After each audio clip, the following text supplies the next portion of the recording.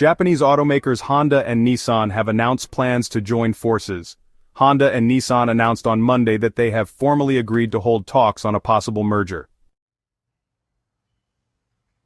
Today the world is moving rapidly towards EV, and this is believed to be the future.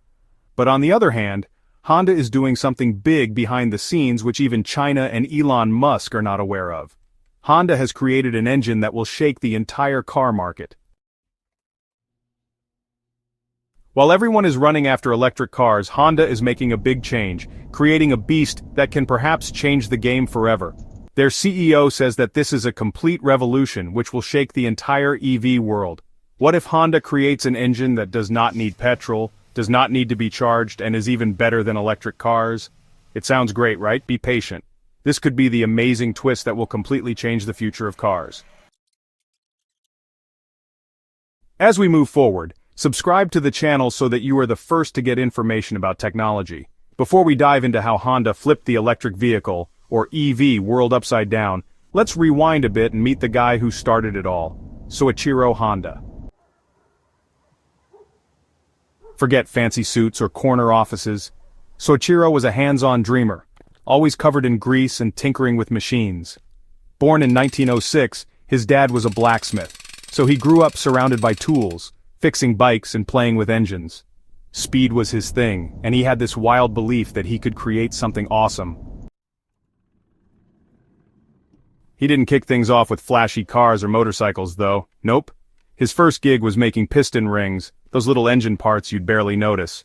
In 1937, he started a small company called Tokai Seiki to supply Toyota. It wasn't a glamorous life and things got rough. World War II hit, his factory got bombed and he had to rebuild from scratch. But here's the cool part, Soichiro didn't quit. After the war, Japan was a mess. Gas was hard to come by, and people just needed a cheap way to zip around. So in 1946, Soichiro got clever. He slapped old military generator engines onto bicycles and boom, the first Honda motorcycle was born. It was scrappy, but it worked. 2 years later, in 1948, he officially launched the Honda Motor Company.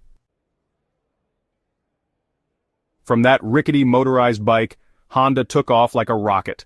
Soon their motorcycles weren't just rolling, they were dominating. Honda bikes started winning races and breaking records, proving to the world that Japan could build machines as tough and fast as anything from the West. Then came the cars. Honda didn't just slap wheels on a box, they built engines that roared with life, simple to use, speedy, and dependable. Driving a Honda wasn't just about getting somewhere, it was about having a blast along the way. The Honda name became a legend. Today they churn out more engines than anyone else on the planet. If it's got an engine, bikes, cars, jets, even Formula One racers, chances are Honda's behind it. From a guy with oily hands to a global powerhouse, that's the Honda story. There is a strong brand name for cars called Honda. Every year they sell over 4 million cars. That's enough to make them the 7th biggest car maker in the world. But it's not just about piling up numbers. Honda's got a knack for making cars that are super reliable and packed with clever ideas, all while keeping things smart and smooth. Take the Honda Accord, for example. It's like, the rock star of cars. Everyone knows it's one of the best. In just the first half of 2017, Honda sold over 161,000 Accords. That's no fluke.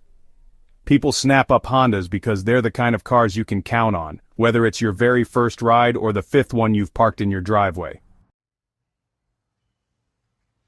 But Honda's not just about building cars that don't quit. They're always looking to the future, staying ahead of the game. Back in the 1970s, they came up with the CVCC engine, a total game changer that breezed through the US's strict emissions rules. Then there's the VTEC system, which makes little engines roar like the big ones. Honda's always been about pushing the limits. They were also one of the first to roll out hybrid cars in the US, proving that eco-friendly could still be exciting. And now they're cooking up something fresh. It's not a hybrid. It's not even fully electric. It's something totally new. Honda believes engines aren't done yet. They just need a little evolution to keep the good times rolling. Honda's got a wild new idea and it's got a name: hydrogen. Yep, hydrogen. Now Honda's already a champ at making awesome engines. So why mess with something like hydrogen? Why not just jump on the electric vehicle or EV bandwagon that's taking over the world? And how could one bold move from Honda's big boss flip the whole EV game on its head? Because it all comes down to one word, hydrogen, and it might just be the surprise twist nobody expected. Electric cars used to sound like something out of a science fiction movie. No gas, no roaring engine, just plug it in and roll. Crazy, right? But now they're everywhere. Teslas are zooming down highways with giant touchscreens, and you can charge up while grabbing a coffee. The electric future didn't just creep in, it hit like a lightning bolt. Governments jumped in big time. They started tossing out tax breaks, cash bonuses, and all sorts of goodies to get people to ditch their gas guzzlers. Some countries even said, hey, in 10 or 15 years, petrol and diesel cars are done, banned. EVs got a huge high five from the worldwide push to tackle climate change. Suddenly, going electric wasn't just trendy, it was the new normal everyone was chasing. And EVs, they've leveled up. Batteries last longer, charging's quicker, and once people stopped giggling at the idea of a quiet car, they started lining up to snag one. Now every car company, Ford, Hyundai, you name it, is rolling out electric rides like they're the latest must-have gadget. Electric vehicles, or EVs, are often celebrated as a shiny silent step toward a greener future. But there's a flip side that doesn't get enough airtime. Let's break it down. First, batteries don't last forever. They're big, bulky things packed with rare materials like cobalt and lithium, which aren't exactly easy to dig up. Mining them can mess up the planet. Think scarred landscapes and polluted water. And when those batteries finally give out, getting rid of them is a headache we haven't fully figured out. Then there's charging. It's not like filling up a gas tank in 5 minutes. It can take hours, especially if you're stuck somewhere without a fast charger. And even when you're charged up, there's that nagging worry. Will I make it home? That stress doesn't fade, especially on long drives where charging stations